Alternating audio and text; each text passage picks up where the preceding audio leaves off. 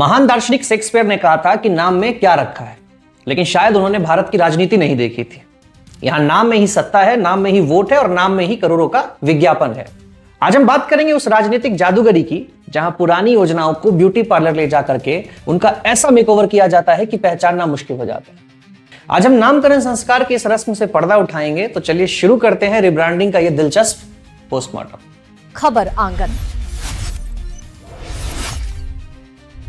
सबसे पहले बात करेंगे उस छत की जो हर गरीब का सपना होता है। साल था 1985 जब मिस्टर क्लीन यानी कि राजीव गांधी प्रधानमंत्री थे। तब शुरू हुई थी इंदिरा आवास योजना।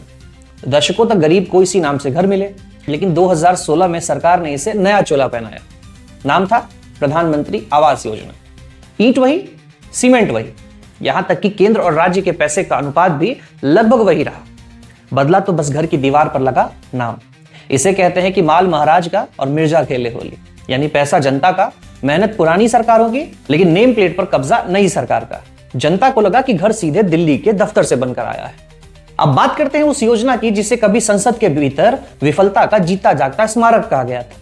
जी हां, हम बात कर रहे हैं मनरेगा की। 2006 में आई इस योजना का मजाक उड़ाने वाली सरकार आज इसी के कंधों पर ग्रामीण अर्थव्यवस्था टिकाए हुए। सीधे नाम बदलना कानूनन मुश्किल था, तो सरकार ने खेला ब्रांडिंग का खेल।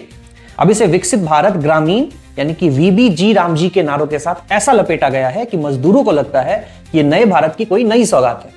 इसे देखकर तो वही याद आता है कि मुंह में निंदा और बजट में उसी का चंदा। यानी जिस पेड़ को काटने की बात की थी, आज उसी की छांव में अपनी ब्रांडिंग की जा रही है। सफाई की बात करें तो 1999 में अटल जी लेकर के आए थे निर्मल भारत अभियान। लक्ष्य था खुले में शौच से मुक्ति। काम धीमा था लेकिन चल रहा था। 2014 में सरकार बदली तो झाड़ू वही रहा, लेकिन उस पर लगने वाला स्टिकर बदल गया। नाम हुआ स्वच्छ भारत अभियान। गांधी जी का चश्मा विज्ञापन की शान बन गया और करोड़ों रुपए मार्केटिंग पर पानी की तरह बहा दिए गए।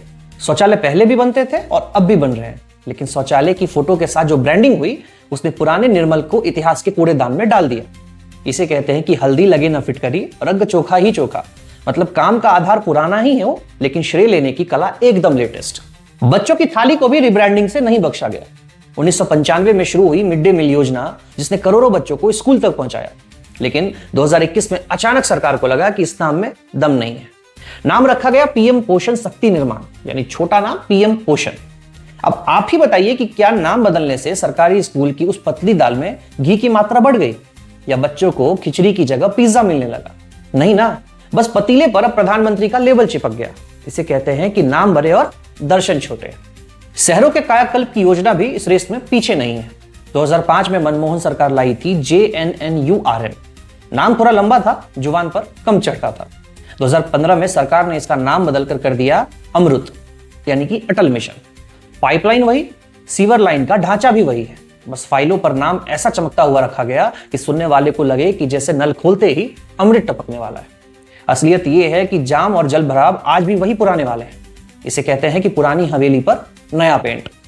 अंत में बात उस डिजिटल क्रांति की जिसके बिना आज हमारा दिन शुरू ही नहीं होता है। 2006 में आई थी national e governance plan, NEGP।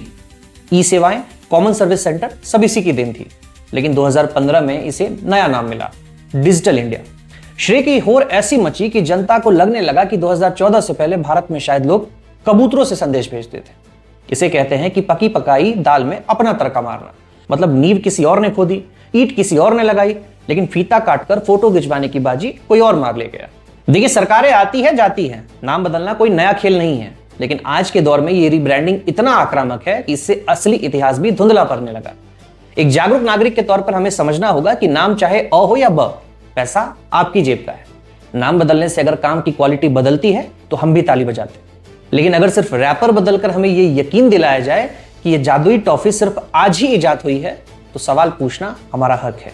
आप देख रहे थे खबर आंगन, कैमरा पर्सन अर्नव के साथ। याद रखिएगा, विज्ञापन की चमक अक्सर सच की आंखों में धूल झोंक देती है। सचेत रहिए, सुरक्षित रहिए।